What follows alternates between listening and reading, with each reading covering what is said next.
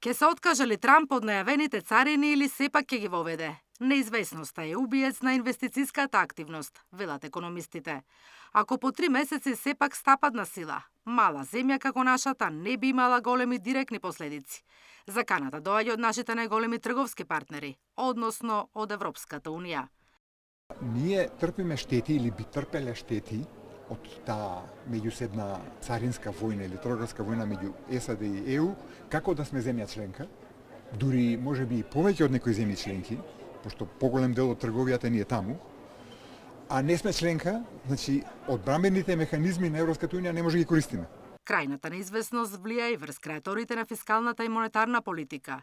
Иако има знаци дека инфлацијата полека стивнува, сепак ФЕД и ЕЦБ се внимателни со намалување на каматните стапки. Очекувањата на банкарите се дека ќе има благо намалување, кое ќе се рефлектира и кај нас. Македонскиот денар е стабилен во однос на еврото, така што евентуална индиректна последица може да има врз конкурентноста на македонскиот извоз.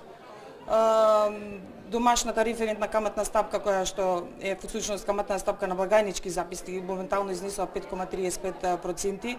Најверојатно ги следи движењата на Европската централна банка и може да се очекува некое благо намалување и на нашата домашна референтна каматна стапка.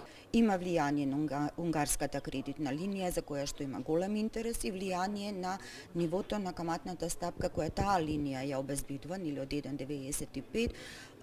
Сето тоа влијае на некој начин на клиентите и во поглед на нивните очекувања и во поглед на нашата подготвеност да намалуваме и да конкурираме едни на други банките со цел да им излеземе во пресрет на комитентите. Сепак нарушените синџири на набавка можат да влијаат на зголемување на цените и подгревање на инфлацијата. Тоа би резултирало и со намалена продуктивност и воздржување од инвестиции. Погодени се и финансиските пазари. Доларот губи од вредноста на сметка на еврото и другите валути. Пат кој се очекува да продолжи доколку Трамп не ја смени политиката. Ова беше констатирано на 30 годишнината на Сдруженијето на финансиски пазаријаци. Наташа Мерсовска, Сител телевизија.